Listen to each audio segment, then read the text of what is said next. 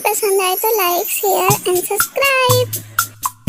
पति बीवी का नौकर। रमेश और सीमा की शादी को 10 साल हो चुके थे।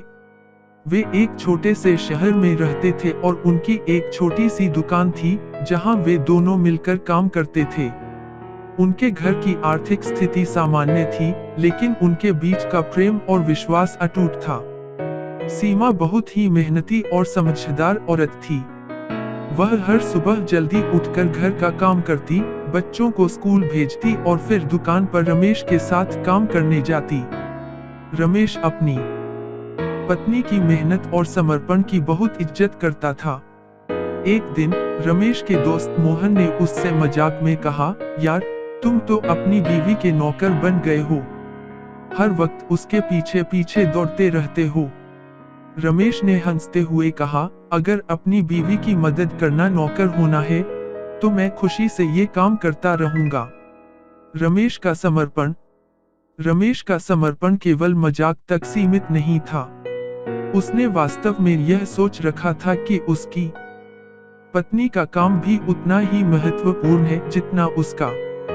वह सुबह सुबह उठकर सीमा के साथ मिलकर घर का काम करता, बच्चों को तैयार करता और फिर दुकान पर जाने के लिए तैयार हो जाता।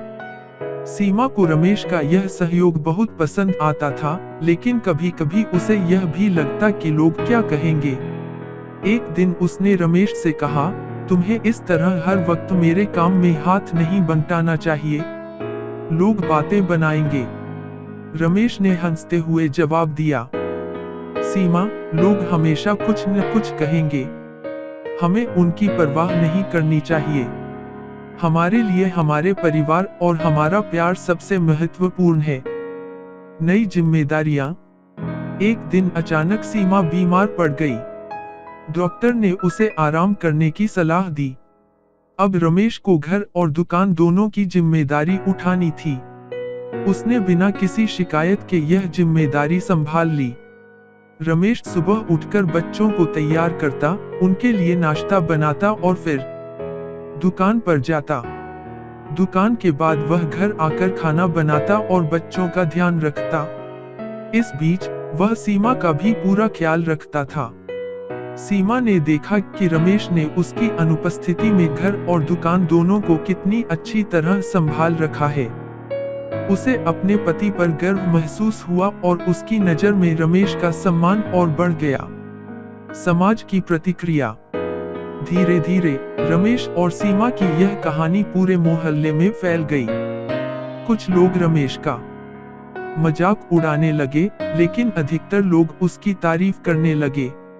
महिलाएं अपने पतियों से रमेश का उदाहरण देने लगीं। एक दिन मोहल्ले की एक बुजुर्ग महिला ने रमेश से कहा, बेटा, तुमने दिखा दिया कि एक सच्चे पति को कैसा होना चाहिए। तुमने हमें सिखाया कि प्यार और समर्पण का असली मतलब क्या होता है।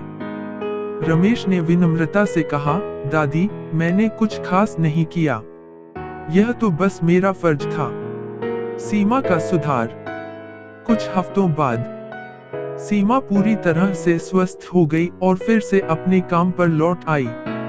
उसने रमेश से कहा, तुमने साबित कर दिया कि तुम सिर्फ एक अच्छे पति नहीं, बल्कि एक महान इंसान भी हो। मुझे तुम पर गर्व है। रमेश ने मुस्कुराते हुए कहा, सीमा, हमारा रिश्ता बराबरी का है। हम दोनों एक दूसरे के साथी हैं और हमें हर मुश्किल घड़ी में एक दूसरे का साथ देना चाहिए। कहानी का संदेश। रमेश और सीमा की कहानी हर उस जोड़े के लिए प्रेरणा है जो अपने रिश्ते को प्यार और समर्पण से निभाना चाहते हैं। इस कहानी से यह सीख मिलती है कि सच्चे रिश्ते में कोई भी छोटा या बड़ा नहीं होता। जब पति पत्नी एक दूसरे के काम में हाथ बंटाते हैं और मुश्किल समय में एक दूसरे का साथ देते हैं, तो उनका रिश्ता और मजबूत होता है। रमेश ने यह साबित कर दिया कि एक सच्चे पति को सिर्फ अपनी पत्नी की मदद करनी चाहिए, बल्कि उसके साथ हर मुश्किल का सामना भी करना चाहिए। इस तरह रमेश की यह कहानी हमें यह सिखाती है कि प्रेम और समर्पण ही एक सफल विवाह की कुंजी है।